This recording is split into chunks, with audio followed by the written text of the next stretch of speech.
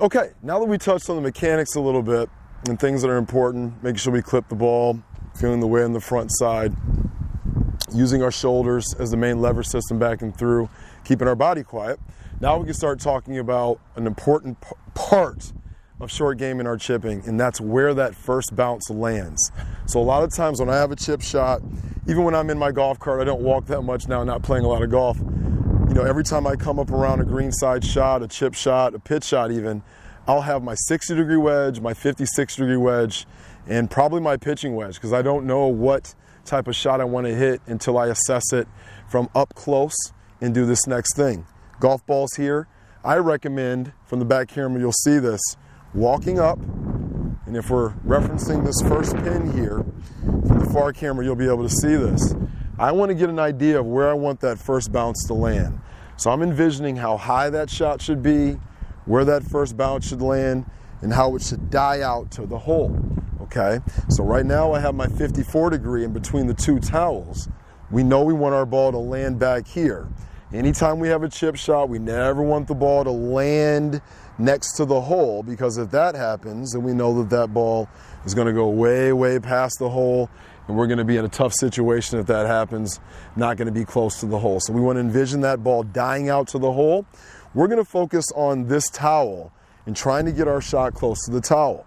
So even though that's our target, my mind is focusing on my ball and right here, and kind of how high do I need the ball to be to land here to die out to the hole, okay? So let's go back over to our shot here. And we'll kind of take our practice swings, go through our pre-shot routine. But this is a pretty textbook chip shot, I feel like. Just got to make sure I don't take the club back too far and I follow through the correct mount. All right, so landed on the towel, and it rolled out just past the hole. Not a bad chip at all, okay? So that was pretty good. Now, let's try that one more time here, and I'm going to try to make an adjustment. Let's see if we can have it land a little short of towel on this one, and see if that turns out to be a little bit better result. I feel like this is my textbook chip, hands in front, weights in the proper place. All right, so that's a little bit shorter. And a little bit better result, a little closer to the hole. Okay, so making that adjustment helped. I feel like that second one I didn't clip as cleanly, and it might have came off a little bit more on the blade. But I think about room for error in all golf shots. If we're playing for perfection, we're playing the wrong game. Golf is a numbers game where we're trying to get the most out of those misses, and the more accurate we can be with those misses, the better we play. All right. Now, in referencing the towels here in those places, this is where I like you to think of your imagination with chip shots. That was my 54 degree, okay? I can hit the same chip shot with pretty much anything in my bag.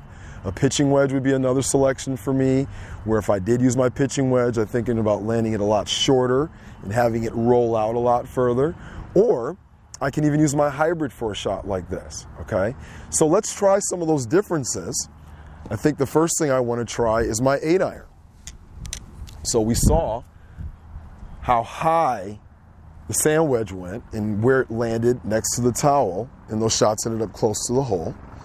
So with my 8-iron, if I'm hitting a chip shot with this, I know I don't need as long of a stroke, because the lack of loft is going to have this thing really shoot off the club, and it's going to be a lot lower, and we know it's going to roll out a lot further. So I'm focusing my attention somewhere in this area for that first hop, and let's see how it rolls out here, okay?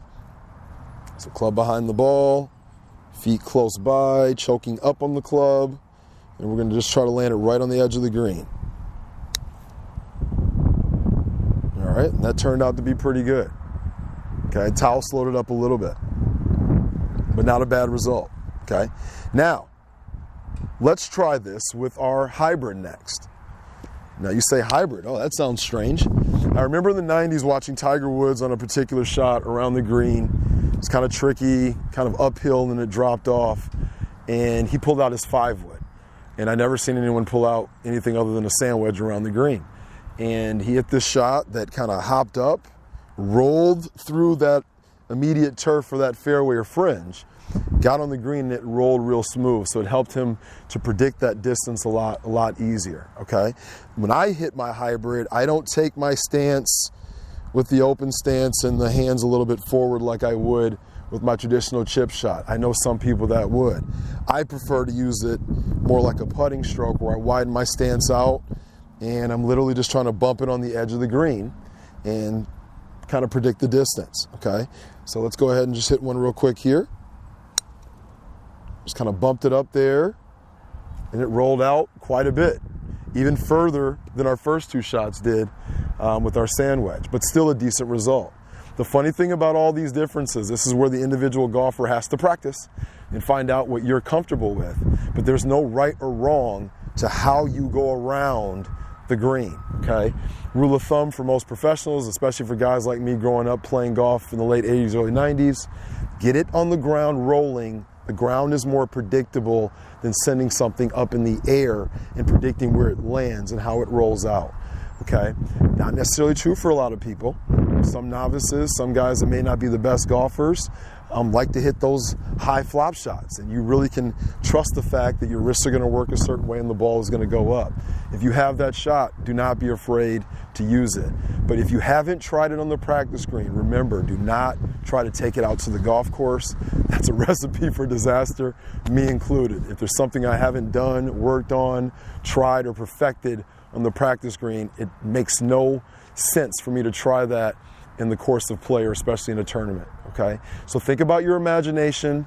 The mechanics are one thing, but once we understand the mechanics of our feet being close together, weight on one side, now we can start thinking about the different club selections and where we want our ball to land in reference to the green and our target, and then hopefully we become more consistent and our shots become closer to the hole, okay? So we're gonna get into more short game things, but remember to follow us on all your social media outlets. We appreciate your support. And remember, we have apparel available, and we're gonna have more information and more deals for hats and different apparel items as we get into the fall here. But thanks for watching, and you guys have a great day.